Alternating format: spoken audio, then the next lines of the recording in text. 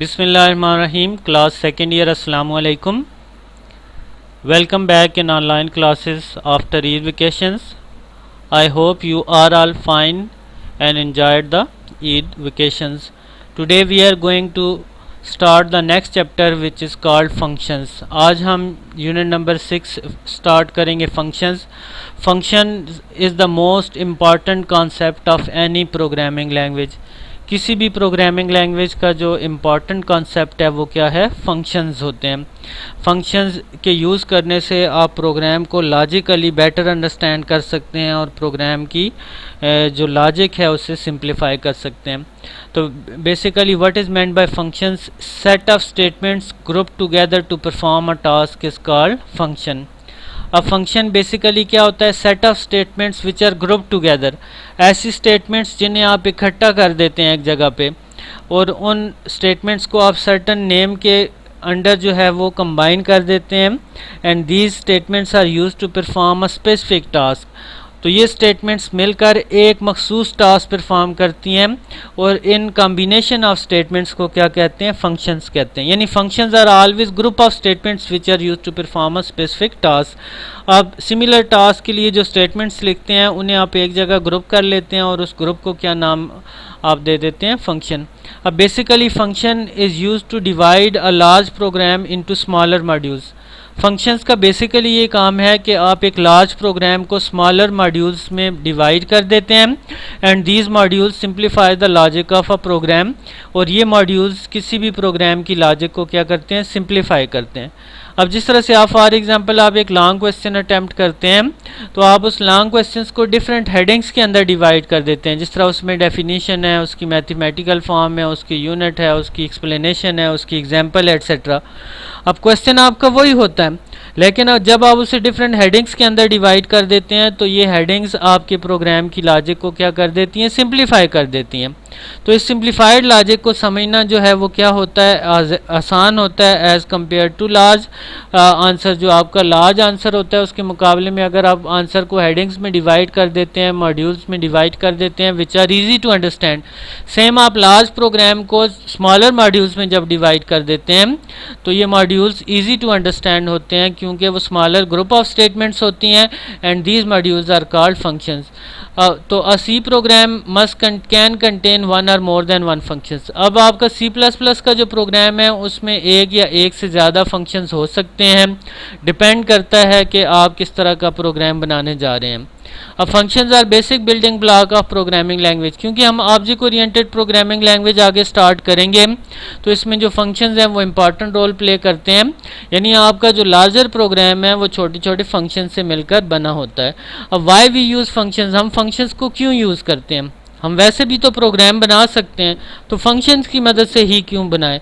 तो फंक्शंस हम कब यूज़ करेंगे, जब दो कंडीशन है. पहली, if a program is large then it will be difficult to understand. अगर आपका प्रोग्राम लेंथी है तो उसे समझना मुश्किल है, उसकी लॉजिक को समझना मुश्किल है. तो simplify the logic of that program, that large program is divided into smaller functions.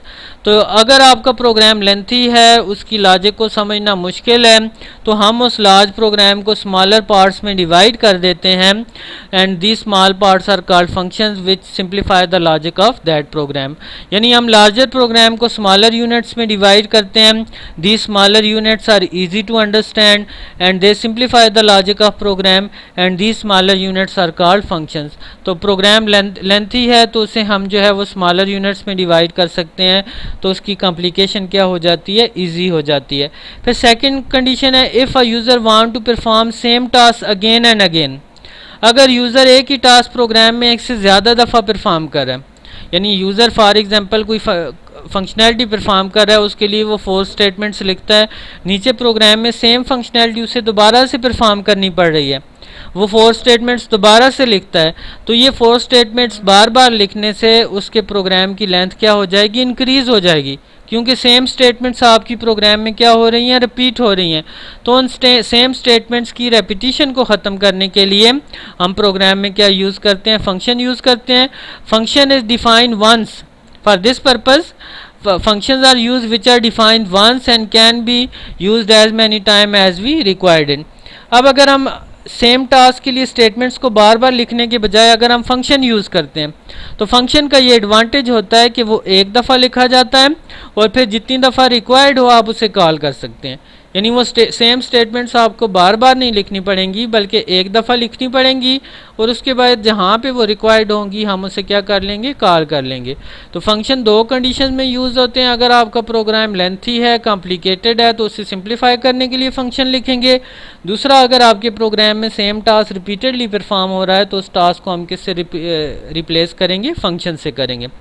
अब advantage of using function, function को यूज़ करने के हमारे पास क्या एडवांटेज हैं। पहला है कोड रीयूजेबिलिटी, कि हम सेम कोड को बार बार यूज़ कर सकते हैं। यानी एक कोड एक दफ़ा आपने, जो ऊपर हमने अभी एक्सप्लेन किया कि एक कोड अगर आपने एक दफ़ा लिख दिया, it can be reuse again and again. तो फंक्शंस एक दफ़ा जब आप डिफ़ाइन कर देते हैं तो they can be use as many time as we required it, कि हम इन्हें उतनी दफ़ा यूज़ कर सकते हैं जहाँ जितनी दफ़ा हमें रिक्वायर्ड है। यानी हमें सेम चीज़ें बार बार नहीं लिखनी पड़ेंगी बल्कि फ़ंक्शन को एक दफ़ा, कोड एक दफ़ा लिख देंगे, फिर वो री यूज़ होता रहेगा बाय जस्ट कॉलिंग इट। फिर अपडेशन ऑफ कोड, फंक्शंस की मदद से अगर आप अपना कोड चेंज करते हैं तो वो इजीली चेंज हो जाता है। अगर आप फंक्शन यूज़ नहीं करते तो आपको स्टेटमेंट बार बार रिपीट हो रही हैं, जितनी जगह वो रिपीट होंगी वहाँ पे आपको हर जगह पे जाके चेंजेस करनी पड़ेंगी। फंक्शन क्योंकि एक दफ़ा डिफ़ाइन होते हैं और they can be called as many time as we required it, तो एक जगह पे आप चेंज कर देंगे तो जहाँ जहाँ वो कॉल हो रहा है वहाँ पे सब जगह पे वो चेंज हो जाएगा। तो mean updation of code function में क्या होती है, ईजी होती है। फिर प्रोवाइड बेटर अंडरस्टैंडिंग, अगर आपका प्रोग्राम जो है वो स्मॉलर मॉड्यूल्स में डिवाइड है, स्मॉलर ग्रुप्स में डिवाइड है, तो उसकी लॉजिक को समझना क्या होता है, आसान होता है। फिर नेक्स्ट है हमारे पास टाइप्स ऑफ फंक्शन। अब C++ के अंदर हमारे पास टू टाइप्स के फंक्शन यूज़ होते हैं, एक हैं बिल्ट इन फंक्शंस और दूसरे हैं user defined function. There are two types of functions which can be used in C++, built-in functions and user-defined function. The first category is called built-in function. First type के जो function है उन्हें क्या कहा जाता है, built-in functions. Those functions which are predefined in a compiler or programming language are called built-in functions. वो functions जो किसी भी programming language में predefined होते हैं, पहले से मौजूद होते हैं। यानी यूज़र को अगर कोई टास्क फंक्शन की मदद से परफॉर्म करना है, वो टास्क पहले से उसके लिए फंक्शन की फॉर्म में मौजूद है, तो यूज़र जस्ट उसे कॉल करके यूज़ कर सकता है, तो वो फंक्शन क्या कहलाते हैं, built in functions.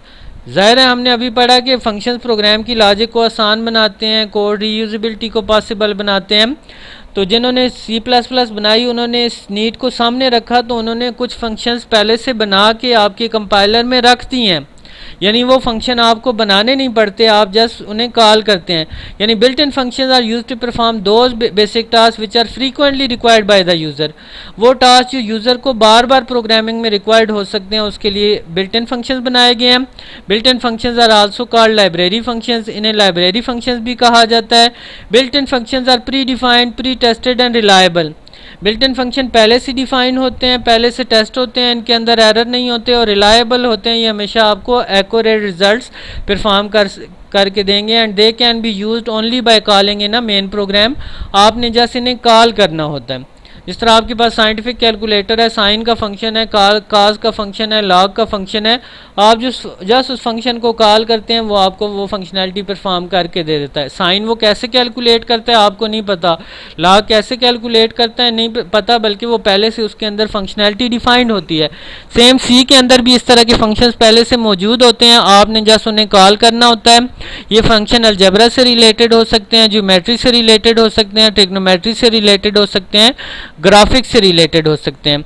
Example of built in function और sine function, cos function, square root function, power function, तो ये सारे हमारे पास किसकी एग्जाम्पल हैं, बिल्ट इन फंक्शन की एग्जाम्पल है। प्रोग्राम है, program for finding square root using built in function. Built in function की मदद से स्क्वायर रूट किसी भी नंबर का फाइंड करना। इंक्लूड iostream.h, canyon.h और math.h। अब इस प्रोग्राम में हमने math.h हेडर फाइल भी इंक्लूड की विच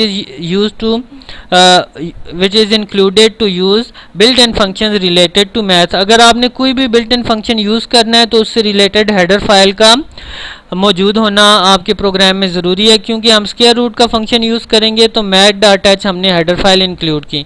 wide main int A and B दो वेरिएबल डिक्लेयर किए। C out enter any number for square root, जिस नंबर का आपने स्क्वायर रूट फाइंड करना है उसे इंटर करें। सी इन ए वो ए में स्टोर होगा, बी में क्या स्टोर होगा, स्क्वायर रूट का आपने फंक्शन कॉल किया और ए की वैल्यू, फॉर एग्जांपल ए की वैल्यू 36 थी, S Q R T of 36 ये उसका स्क्वायर रूट फाइंड करेगा, बी में स्टोर करेगा और C out square root is B की वैल्यू क्या हो जाएगी, प्रिंट हो जाएगी। तो ये program built in function S Q R T का जो बिल्ट इन फंक्शन है जो आपको स्क्वायर रूट फाइंड करके देता है, जो math dot H header file के अंदर डिफाइंड है, तो उसकी मदद से आपको किसी भी नंबर का क्या फाइंड करके देगा, स्क्वायर रूट फाइंड करके देगा। तो बिल्ट इन फंक्शन बेसिकली जो है वो प्री डिफाइंड होते हैं और इनके लिए जस्ट आपको हेडर फाइल अपने प्रोग्राम में इंक्लूड करनी होती है, जिसकी मदद से आप रिक्वायर्ड टास्क परफॉर्म करते हैं। Thank you.